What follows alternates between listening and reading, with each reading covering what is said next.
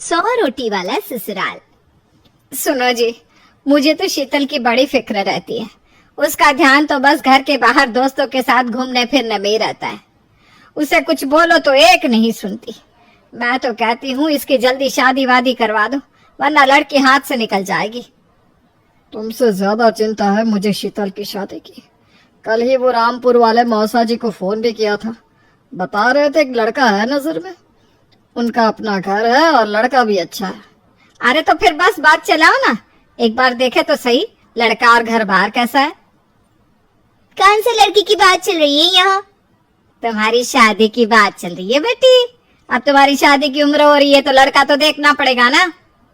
उफ़ो, मुझे अभी नहीं करनी शादी वादी। ये तो मेरे खेलने कूदने के दिन है। बहुत खेल कूद ली तुम, अब घर के काम धाम सीखने की कोशिश करो, समझी? ससुराल जाकर हमारी नाक मत कटवा देना। सब्जी काटनी तो आती नहीं इसको, तो नाक ही कटवाएगी।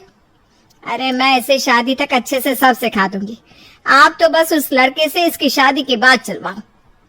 कुछ दिनों बाद कुणाल और उसकी माँ शीतल को देखने घर आते हैं। कुणाल दिखने में बड़ा ही स्मार्ट होता है। शीतल तो उसे देखती ही रह जाती है। देखो जी, हमारी कोई डिमांड तो है नहीं, बस हम चाहते हैं कि लड़की घरेलू हो, घर के सारे कामकाज संभाल ले। अब आपके परिवार में तो बस 3 ही लोग हैं, पर हमारा तो खूब भरा पूरा परिवार है। बाकी हमें लड़की के घूमने फिरने दोस्तों से मिलने से कोई दिक्कत नहीं है। घर का काम करने के बाद जो चाहे सो करे।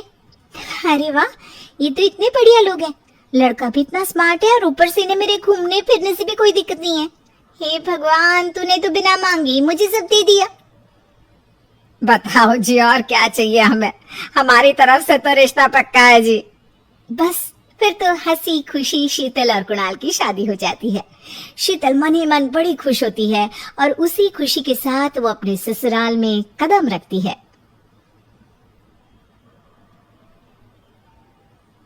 आओ बहू, तुम्हारा अपने ससुराल में स्वागत है। ये मिलो अपने परिवार से।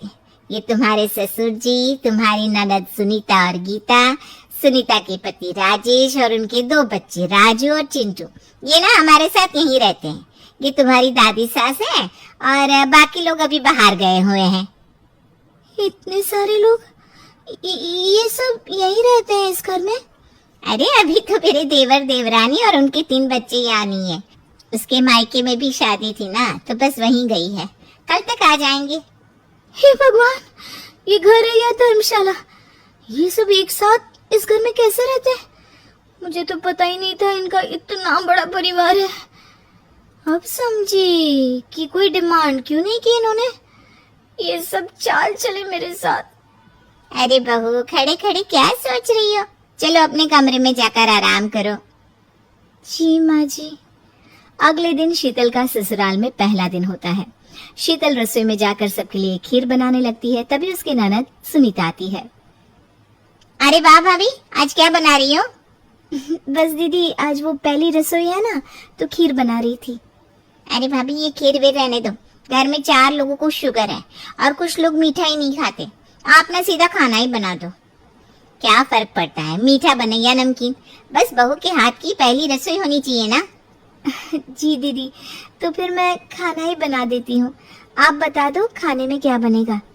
बस सिंपल सी कोई सब्जी बना दो, जैसे आलू गोभी या आलू मटर, और उसके साथ रोटियां सेक दो। हमारे परिवार में अब तुम्हें मिलाकर पूरे 20 लोग हो गए हैं। 15 बड़े और 5 बच्चे। बड़ों की 6 और बच्चों की 2 के हिसाब से रोटी बना देना। चलो मैं चलती हूँ, सब देख लेना। हाँ, बड़ों की 6 रोटी मतलब कि 15 लोगों की 90 रोटियां, और बच्चों की 2 रोटी मतलब 5 बच्चों की 10 रोटियां। 90 और 10 मतलब कुल मिलाकर 100 रोटियां। हाय, मैं तो मर गई। 100 रोटी अकेले कैसे बनाऊंगी? हाँ, ये तुमने मेरी शादी कहाँ कर दी। शादी से पहले तो मैंने कभी 4 रोटी से ज्यादा नहीं बनाई। शीतल एक बड़ी सी परात में 100 लोगों के हिसाब से आटा निकालती है और उसे गूंथना शुरू करती है। आटा गूंथते गूंथते शीतल के पसीने छूट जाते हैं।